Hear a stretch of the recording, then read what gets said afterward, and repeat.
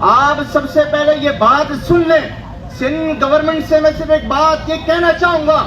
اگر ان کا یہ فیصلہ اس چیز کے مترادف ہے کہ ان کے بدن پہ خود کپڑے نہیں ہیں پر وہ دوسرے صوبوں کو کپڑے بانٹ کر رہے ہیں, تو یہی فیصلہ جو دریائے سندھ کے اوپر 6 نئی کنال نکالی جا رہی ہیں وہ یہی فیصلہ ہے. سندھ میں دینے کے لیے پانی نہیں ہے, شہر کراچی کے پاس پانی نہیں ہے, مگر سندھ حکومت وفاق کو خوش کرنے کے لیے, اپنے آقاؤں کو خوش کرنے کے لیے سندھ کا پانی بند کر کے یزیدیت کردار نبھا کر دوسرے صوبوں کو پانی دے رہی ہے.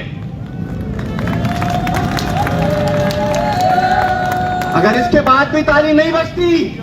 تو میں یہ سمجھوں گا شاید میری بات آپ تک نہ پہنچ سکی, یہ بات آپ کو سمجھ نہیں آئی. تو ہاتھوں کو بلند کر کے نعرہ لگائیں, حق سچ کا نعرہ, حق سچ کا نعرہ, چودھری تنویر کا نعرہ, ملک شاہدین کا نعرہ,